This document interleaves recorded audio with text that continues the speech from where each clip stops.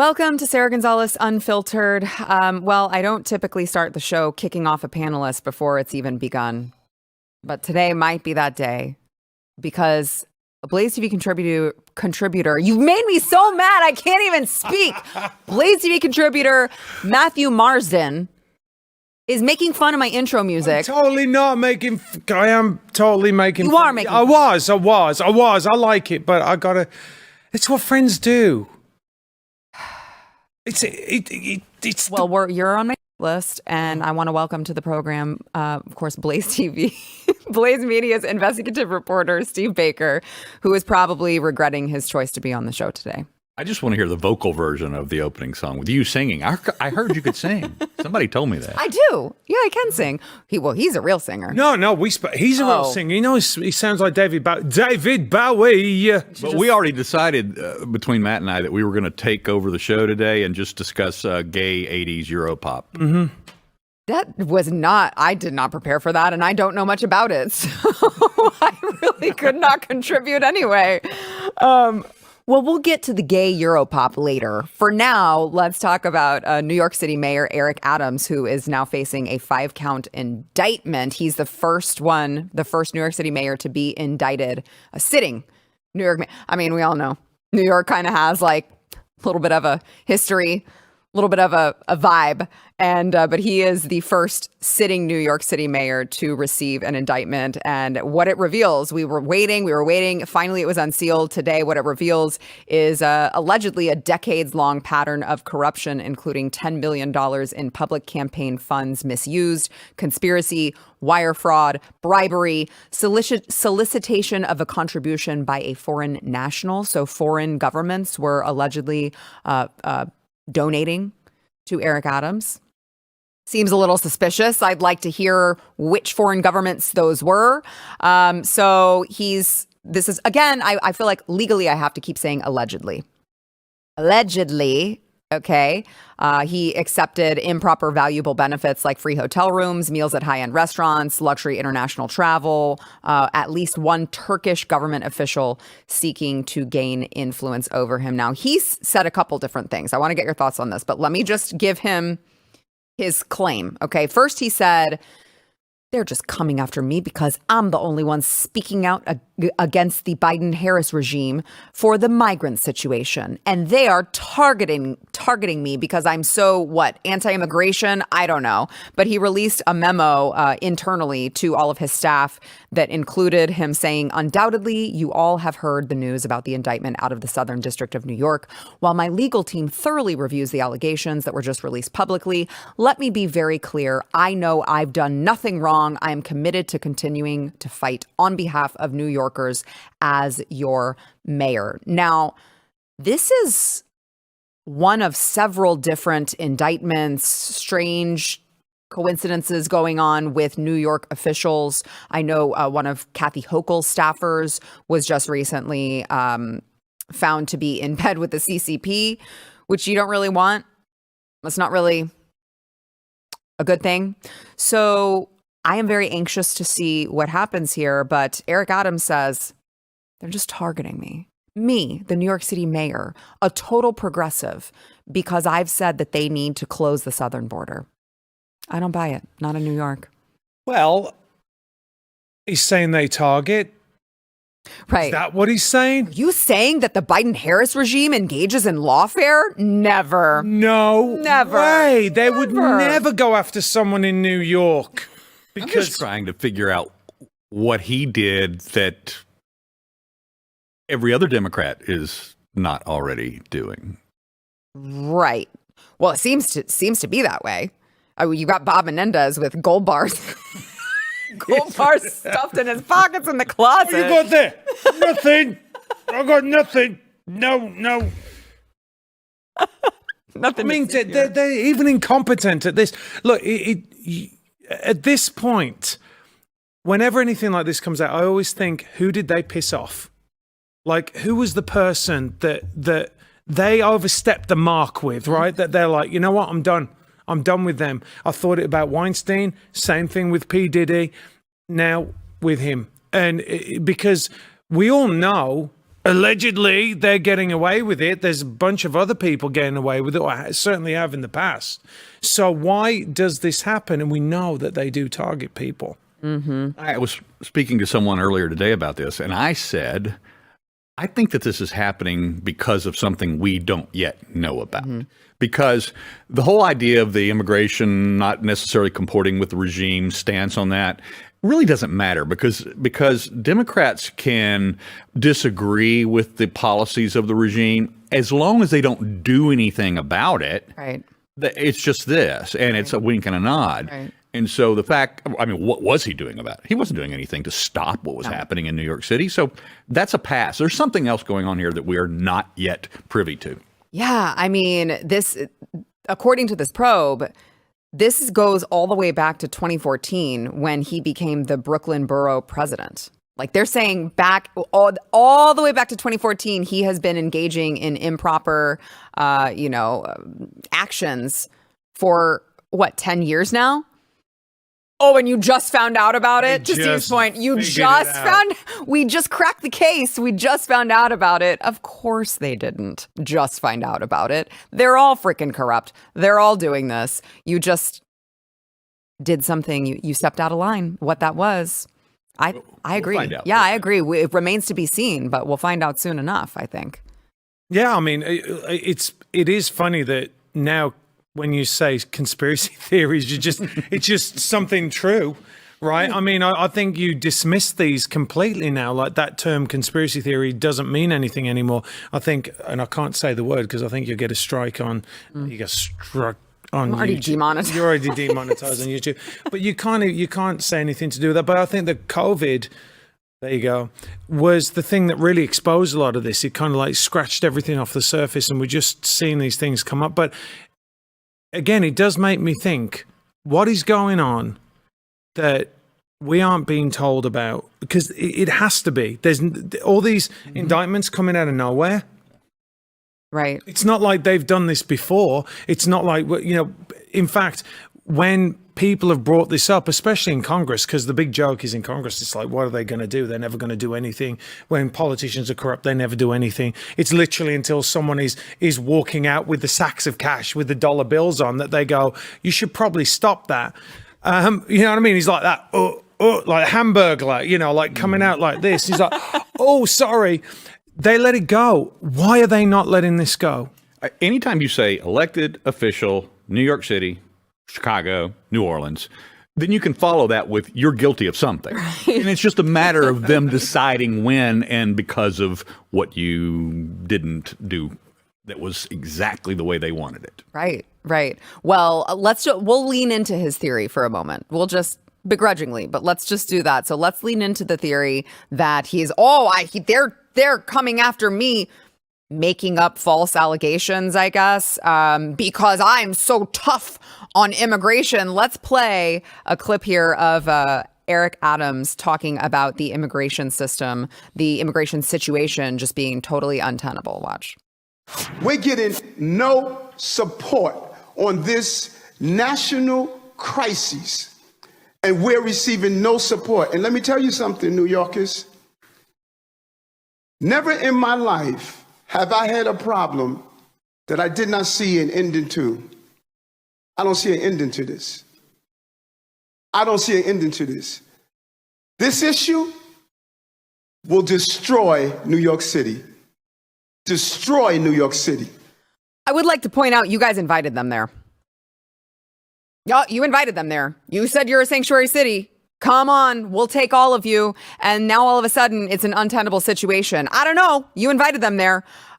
So it is very interesting because he's like, I didn't do it.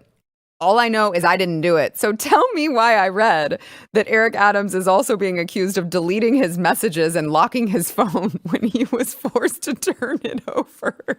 Doesn't that sound like the actions of a very, very innocent man? And this is for real. He said, oh, I just changed my password and I forgot it. I forgot it. That's what I just so happened to change my password and I forgot it. So I can't actually give you, FBI, my password. I'm sure that that's actually what happened. That sounds like a very, very innocent man talking. I keep forgetting to do something with my phone, because I do have my own legal issues. and I keep forgetting that if the FBI ever does come to seize my devices, that, I would stand up and go, no, I've got my journalistic, privileges, and you can't have the information on my phone. And they're just going to go, they're just going to hold it to my face and pop, it's on. I got to turn that off. Yeah. Go ahead. Well, no, I'm just saying, everyone has phones, right? So everyone knows how this works. You have facial, like now facial recognition or thumb recognition forever. And if I remember correctly, didn't he initially, when he first went in, said, we are a sanctuary city. Yeah. And then the interesting thing is, if you go and look at the migrants, I'm going to call them illegal immigrants, right? Coming over, the amount of them, and by the way, they weren't Mexican, they weren't Hispanic, right? They were from sub-Saharan Africa and Haiti. And where were they all saying they were going? Because that was shocking to me. New York. Because not being funny. If I came across the border, it'd be probably the greatest border crossing ever. Probably would be. No, but if I'm coming across Southern California, I'm staying there. Because I don't know if you've ever been to Coronado Island, San Diego. It's paradise, right? Why are you going to go all the way across country to get to New York? Because that's your assignment. Right. That's where your assigned destiny is for whatever your intended purpose is. And that's... What did I just say? Another conspiracy? Right. Yeah. Right. Well, to your point, not about necessarily the sub-Saharan Africans, which, by the way, I can speak as a sub-Saharan African. I do have 2% sub-Saharan African blood in me. So I do choose to identify as sub-Saharan African.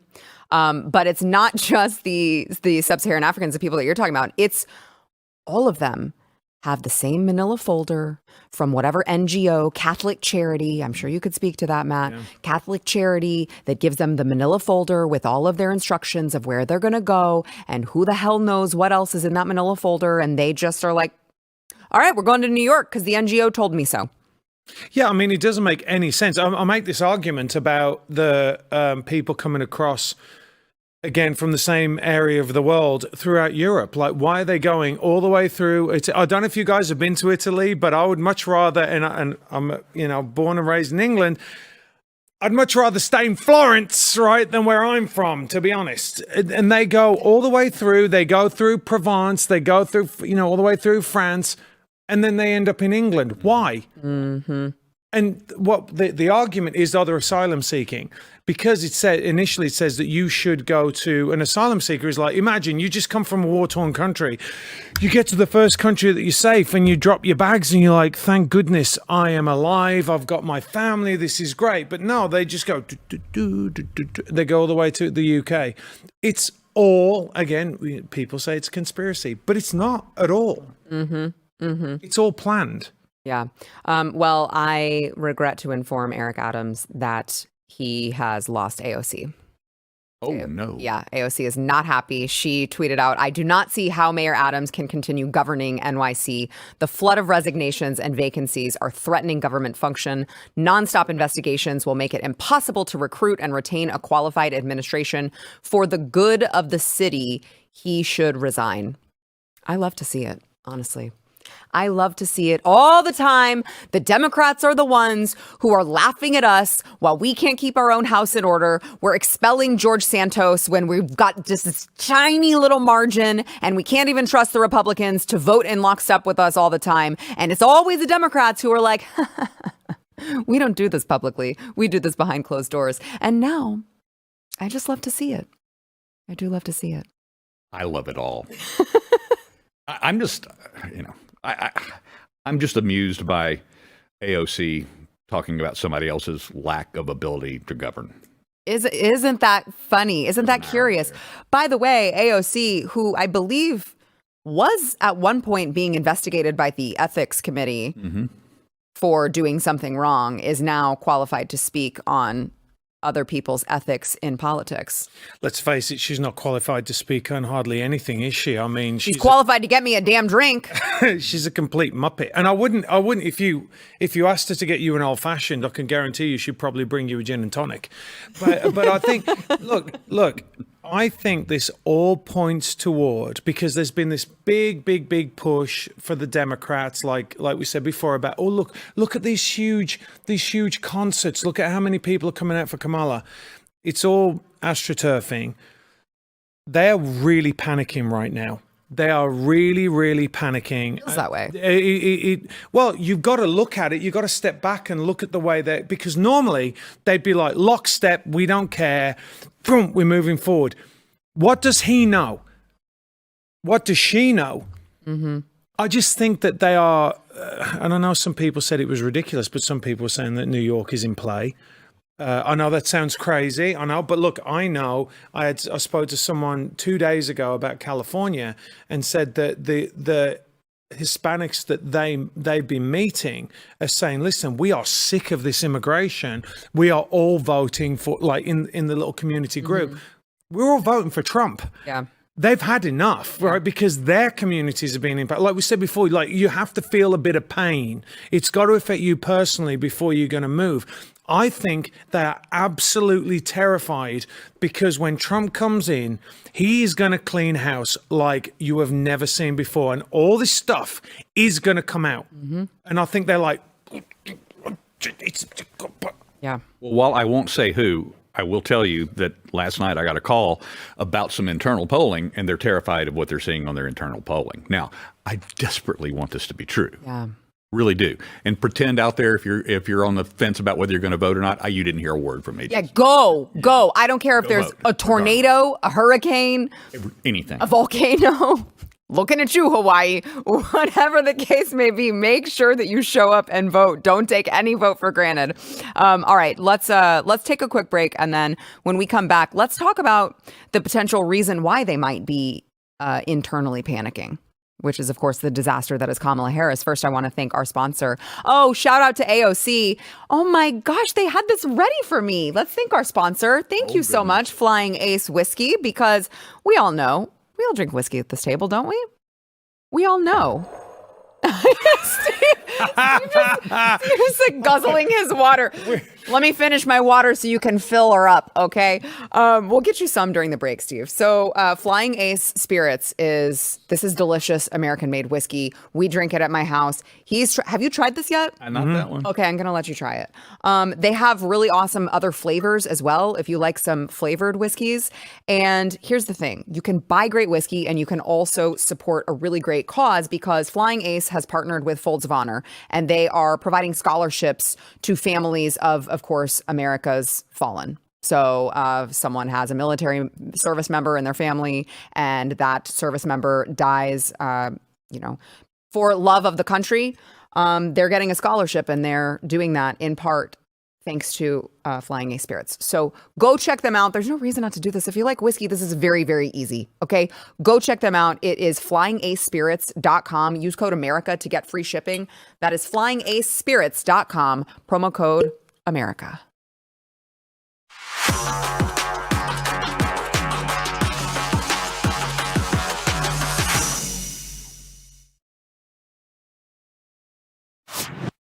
So MSNBC's Stephanie Ruhle, of course, hosted Kamala Harris for her first one-on-one interview with a major network. Because remember, the first one, she had to bring her running mate. She had to bring the man in the room. She's like, I can't do it without a man helping me. So this was her first one-on-one interview. And I want to go through these some of these high points or lowlights, as it were. But I first want to remind everyone, as we're talking about the election, make sure that you go check out our new merch over at saramerch.com. You can get that. You can get the coffee cup. You can get the shirt. We've got other selections as well. This is just the latest one. I'm voting for the guy they keep trying to kill. Which, again, volcano, a hurricane, a tsunami, broken glass in the way. I don't care. A giant wreck. Fine. I'll park my car on the side of the road and walk. Okay. Just make sure to go. There's the other one there. I'm voting for the convicted felon. Are you sensing a pattern here? Yeah, SarahMerch.com. You can save 10% with code Sarah10. That's SarahMerch.com. There's no H in Sarah. It's just an unnecessary letter. So back to this terrible, disastrous interview.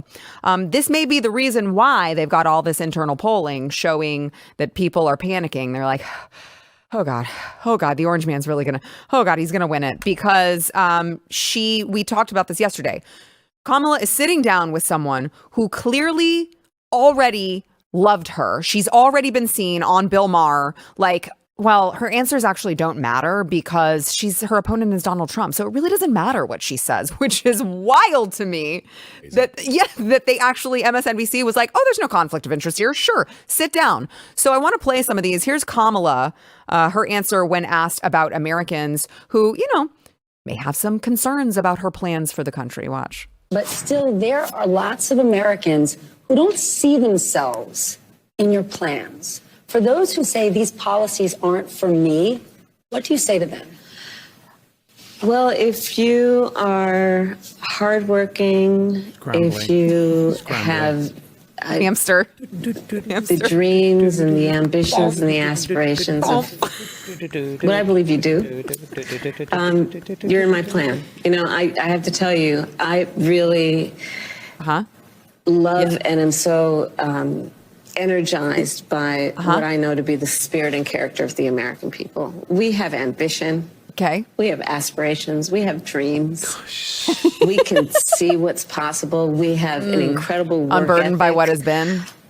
But not everyone has the access to the opportunities that allow them to achieve those things. But we don't lack for those things. What? But not everyone, gets handed stuff on a silver platter. And so my vision for the economy, I call it an opportunity economy, is about making sure that all Americans, wherever they start, wherever they are, have the ability to actually achieve those dreams and those ambitions, which include, for middle-class families, just being able to know that their hard work allows them to get ahead. Does it stop? I think we can't and we shouldn't aspire to have an economy that just allows people to get by. People want to do more than just get by. They want to get ahead. Hang in there.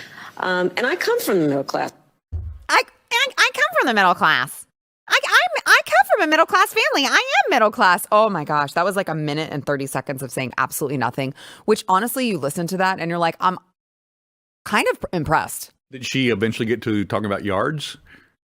No. Oh, wow. Left that out there. No, I can't. And this is clearly a prepared.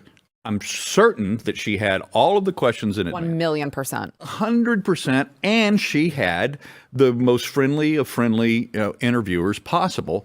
And she still can't reach forth and find a thought that will tie it all together in one pithy, comment or response. You can't do it. Words are hard. That's what we were comparing earlier, maybe the other day about her and AOC. It's like Kamala reaches for something and it's never there. Yeah. AOC reaches for something. She finds stuff. It's crap, but she finds stuff. Yeah, that's true. That's the difference. But that's really the only difference between the two. Yeah.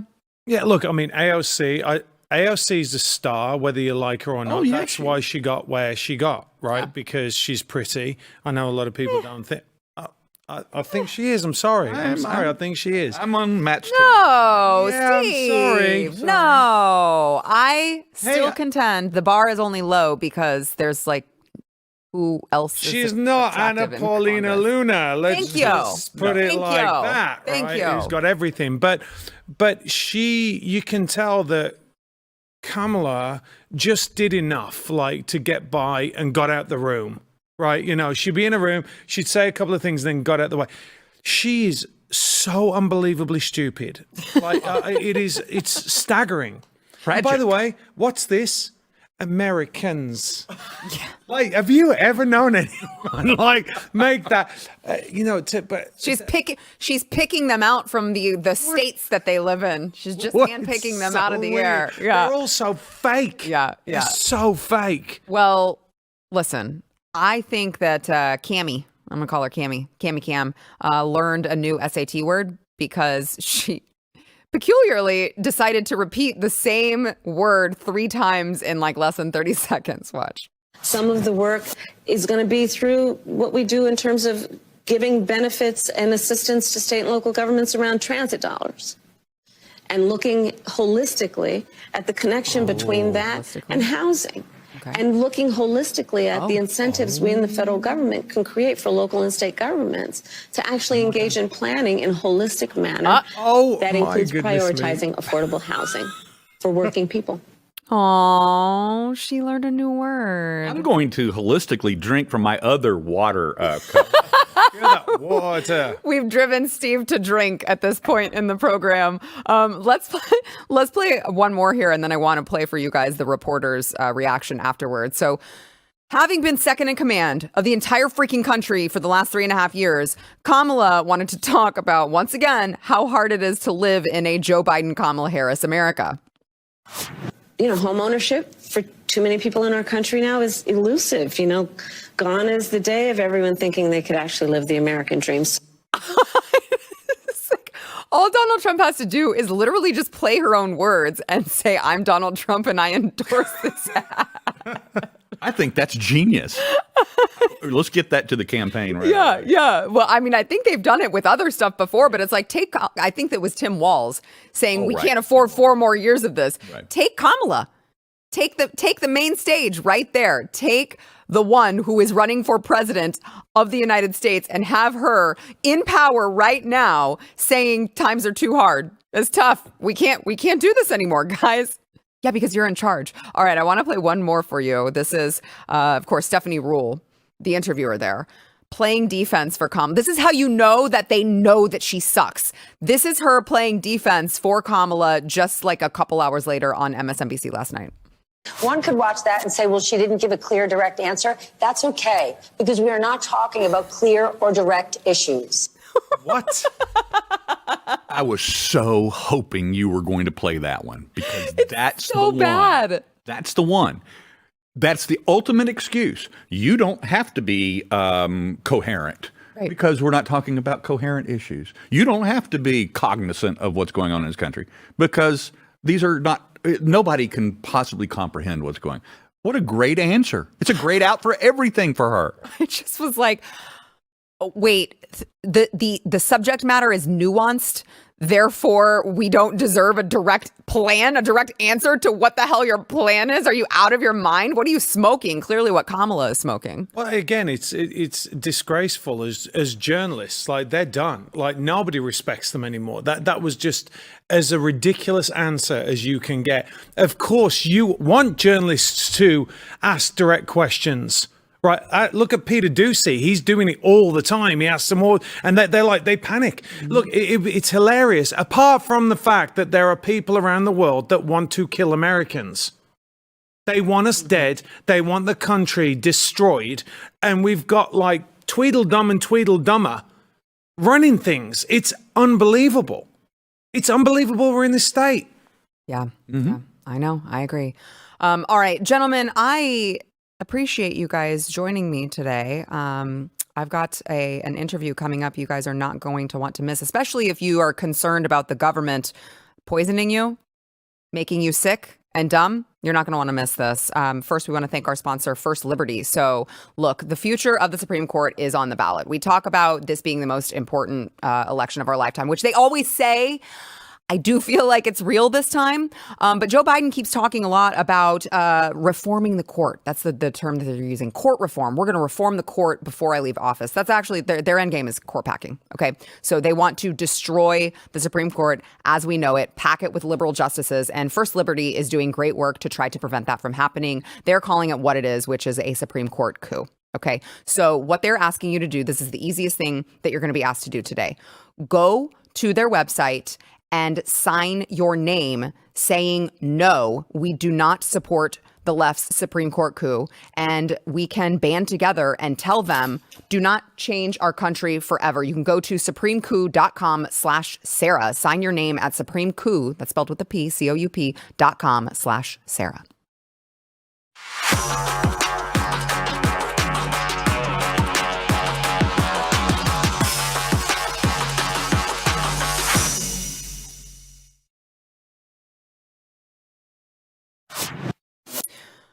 I have been called a conspiracy theorist enough times and been right that I typically wear that title like a badge of honor. Most of the things that I say mainstream is like, oh, you're just a crazy right-wing nut job. You're just a conspiracy theorist. You know, you're crazy. Why don't you put on your tinfoil hat? I'm just saying, if you wait long enough, what I'm telling you always comes to light mainstream eventually.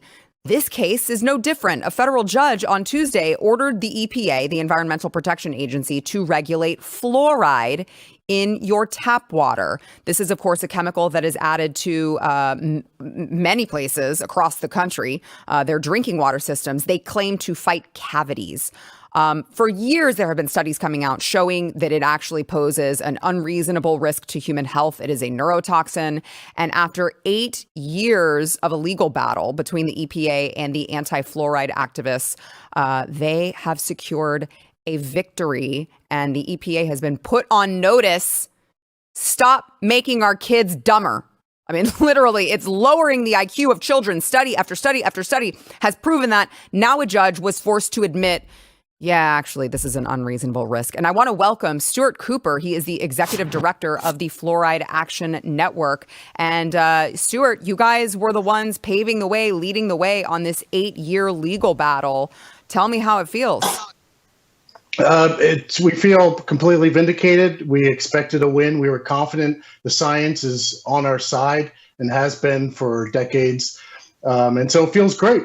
And we really hope it inspires action across the country and really the world to end fluoridation. Yeah. So I do want to mention this as well, Stuart. The NIH, they've funded, I believe it's at least 10 studies on fluoride and the brain. All 10 of those studies linked fluoride exposures to brain harm. Why in the world, what possible reason would the government continue to give us to say, yeah, we're still going to put it in your freaking water, which means, by the way, I'm sure, Stuart, if you are fighting this fight, you have a system within your home that eliminates the fluoride from the water. But most of the people who are impoverished, they don't have that option, right? They can't go buy this expensive, water filter system. They can't buy the filters themselves. They don't have an option but to drink tap water. And we're telling them, oh, well, I guess it doesn't matter that your children are going to have lower IQs because you have no choice but to drink the water that the government gives you. It's just like, what possible reason would you have? Your own government, the federal agency of the NIH, is saying this is a problem. Why would they continue doing it? I believe it's a lie they believe is too big to fail, right? They've been, the safety studies were never conducted prior to fluoridation starting in the 1940s. And now that, and they've affirmed, they've told you, they promised you that this has been safe. It's safe for your infant. It's safe for pregnant women. And that was baseless. It was meritless. They didn't have any studies confirming that. In fact, our lawsuit, one aspect of it was we asked the CDC, we asked the EPA, we asked the FDA, we asked the various manufacturers of the fluoridation chemicals, which are hazardous byproducts of the phosphate fertilizer industry. We asked them, show us the safety data you have. We got nothing. They don't have safety data. They never did. Conversely, as you said, NIH, our own government, has funded 10 studies looking at the brain over the past decade, and all 10, 100% found harm or levels of fluoride in pregnant mothers' urine that indicated it was high enough to cause harm. Not only that, but the NTP, National Toxicology Program, our government's foremost toxicologists just published a report.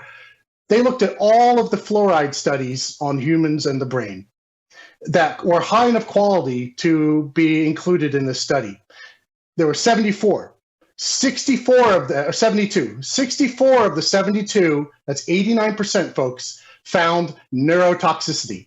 That means that only 8, some of them did find neurotoxicity, but it wasn't statistically significant. So what that tells us is, one, is fluoride's a neurotoxin. Our government has confirmed it. And 2, those people, the CDC, the American Dental Association, who's been promising, assuring you that this is safe, that they've been forcing upon you and your children for 70 years, meritless, baseless. They're hanging their hat on 8 studies compared to our 64. Their lie has been divulged, and yet just this past I guess the American Dental Association came out and said, despite the ruling, despite the NTP report, we're still going to support fluoridation, and we see no science that's going to change our position. And I believe them. There will never be enough science for them to admit that they've been harming children for 70 years. And they're not, it's egg on their face. Yeah. Well, and I'm gonna be real careful with my words here, Stuart. These are my words, not yours. I would say, I don't know your opinion on this particular matter, but I would say that this is just one of many ways that they are harming our children. You've got the CDC vaccine schedule. You've got all of the poison that they're putting in the foods that our children are consuming. I would argue that this is one small area in a much larger problem that needs to be solved. Thank God you guys have worked to solve this. So there may be people who are thinking, well, I live in a particular community where it's outside of they don't put fluoride in our water, which I would imagine is a very small portion of people. But I would ask you, if there are those people who are out there saying this doesn't affect me, what would your answer be to that? Does this impact them as well, fluoride in the water? Yes, this impacts everyone. So what was discovered through the science and also was discussed by Judge Chen in this federal ruling was that there's what we call a halo effect, meaning if you're drinking beverages, whether it's iced tea or bottled beverages, water, soda, or processed foods, if these processed foods or beverages are bottled or manufactured in a fluoridated community, again, remember, 72% of public water supplies are fluoridated. So most major urban areas where these manufacturers are, then you're drinking fluoridated water, whether you thought you were or not. And so you're being exposed. And if you then compound that with you're using fluoride toothpaste and mouthwash, and some of that is absorbed, or you're drinking tea from China, which can sometimes have high levels of fluoride, you're going to meet that standard that's going to cause unreasonable risk to the fetus or to your children. So this affects everybody. And the easiest ways to stop this is just to stop water fluoridation in the United States. Yep. It feels a whole lot, Stuart. I got last question for you. It feels a whole lot like the government is purposely trying to keep us sick and dumb and unable to fight back. Is that just me? I would say that it's ineptitude and it's bureaucratic inertia. And unfortunately, I think the CDC and others are captured by the dental lobby. And the dental lobby doesn't want to admit that they've been harming people for 75 years and they've been wrong. Yeah. As a lot of our medical experts in government these days. All right, Stuart, tell people where they can find you. Tell them how they can, is there a place they can go where they can sign up to make sure that they are in the loop on all things getting the fluoride out of the water? Yes, visit fluoridealert.org. We're the Fluoride Action Network. We're the world leader on this issue, and we're going to be pushing for people to take action locally. Municipalities have the authority on this issue. Citizens like you have stood up for years, and over 500 communities just in the past 10 years have ended fluoridation because of citizens taking action, going to the city council, and demanding that this toxin be removed from their water supply. It's as easy as that. We're adding it. We're self-inflicting this harm. Yeah. Thank you so much for all of the great work. I'm sure it was a grueling 8 years, and I am really glad that you guys are on the other side of it with a very major victory. I appreciate it. Thank you for having me on. Thank you. Make sure that you go to that website. I'm telling you guys, score another one for us conspiracy theorists. You can call me all sorts of names that you want. I can tell you one thing. My kids are really freaking smart. One of the reasons why is because we have had a fluoride-free household for a very long time. Okay? All right, we've got to take a quick break. We'll be back with more.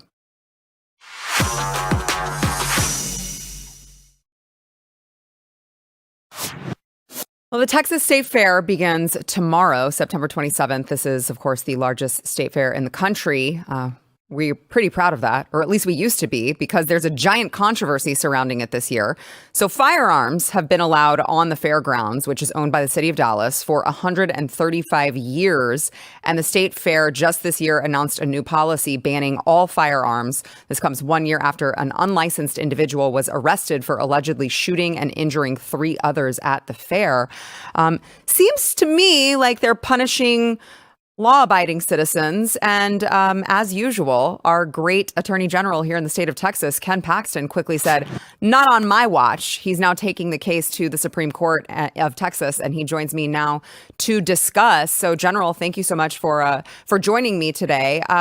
I got to ask, I want you to walk me through this as if I know nothing about the laws. Doesn't state law prohibit the city of Dallas or the state fair or whoever the hell's doing this? Doesn't state law prohibit them from even doing this in the first place? Yes, that's the simple answer. Yes, they're not allowed to ban people from carrying on government property, and this is government property, even though they contracted with the state affairs. So they're trying to hide under a nonprofit when in reality this is government property. That's what state law covers, and here we are fighting the state fair and the city of Dallas. So where are you at? I mean, I know you're taking it to the Supreme Court. Obviously, that means that there have been multiple levels here in the state of Texas where judges have said, no, we're upholding the ban? Yeah, it's crazy. We were not shocked that, in Dallas, where the judges are very liberal and they kind of make up their own laws, they aren't that interested in following state law. But shocked about the 15th Court of Appeals, brand new court appointed by Abbott, first decision out the gate, all three of them, Scott Fields, Scott Brister, and April Ferris, all just deny our injunction. We're asking for an injunction because the state fair is starting. So they denied it immediately. So that's their first decision. It's very disappointing. And I'm very concerned about this new court that the legislature just created to help us deal with these types of issues. Wow. And you said these are Abbott appointees.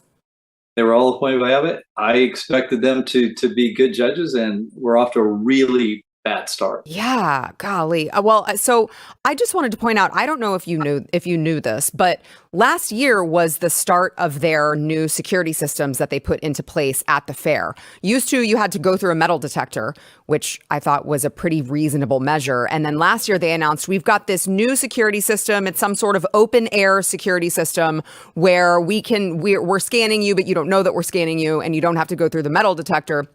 And it just seems very strange to me, General, that year was the first year that they ended up having an unlicensed individual who was able to bring a weapon onto the premises. Do you know how did this person get in? How do we know? Because it seems to me like this measure is going to do nothing if the security measures they had in place didn't protect us the first time around. I'm like, make it make sense for me. I don't think you can, but I figured I'd ask anyway. Well, that's where you just gone all wrong. You're wanting to make sense of something that doesn't make sense. Because, as you know, people who shoot people don't follow gun ban laws. So It's the dumbest thing. It's the epitome of stupidity. I mean, I don't know how to say it any other way. To expect that somebody that same guy is going to go, oh, well, I'm not going to shoot somebody because they now have a gun ban. Right. Really? You think that's going to work? That's not going to work. Right, because if it was an unlicensed person, if it was someone who already wasn't supposed to be on the premises with a weapon, y'all already failed us. Whatever security measures you have in place, if he entered through a hole in the fence, if he entered through this new security system, open air security system, whatever the case may be, you guys still failed us. So now you want us to go spend a lot of money, by the way, because the fair is not cheap, and then also be sitting ducks because we can't protect ourselves like we used to. Well, and they do this to us all the time. They do this in other cities. They get very restrictive, and it doesn't work. It gets worse. And then they say, we'll do it anyway.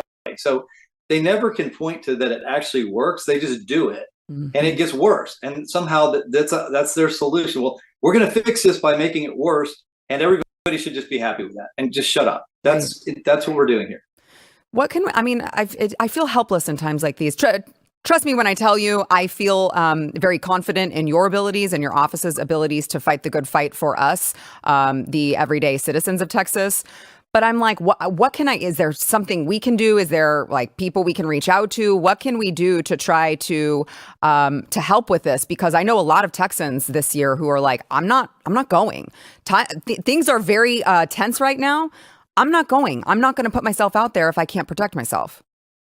Look, we're reliant now on the Texas Supreme Court, and I'm hopeful that they will do their job and they'll enforce what the legislature intended. And this is what the legislature intended. These three new judges, let's just hope this is they made a mistake doing their first case, and this isn't where they're headed, because this is a really awful start for them. And if this is their tendency, if this is where they're going, they're all up in a primary in about a year and a half, and we need to find 3 new judges to replace them if this is the direction they want to go. Yeah, I totally agree. What other types of cases are they going to see that we might have issue with, I guess?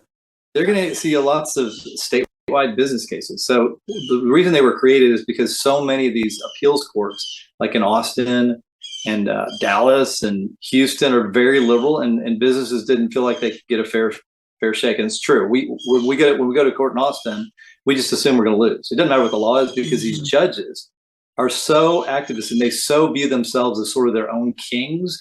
They don't follow any state laws. They just say if they don't like them, they just don't follow them. And so we are fast losing the idea of rule of law. And the idea here was to protect us with this 15th Court of Appeals. And unfortunately, we really are off to a very similar start that these liberal courts in these liberal cities have been doing for years. Well, I appreciate all of the work that you do trying to keep all of these activist judges in check. And of course, the activists in the legislature, and some of whom may call themselves Republicans. I'm not naming any names, General. Okay, I'm just saying, generally speaking. I appreciate you. Thank you so much for all of the great work that you do here in the state of Texas, and for just being a all-around badass. Hey, thank you. I love that. Have a great day. Thank you. We'll talk to you soon. I want to ask them to keep me posted on whether or not these judges continue to be a problem, because we're not going to allow that. We're not going to allow that here in the state of Texas. We had a criminal court of appeals who they thought that they were safe because they were these little elitists riding around town saying, oh, I'm going to take away the Attorney General's right to prosecute voter fraud. Yeah, we replaced him. So you're on notice. Okay, just saying. All right, we got to take a quick break. We'll be right back.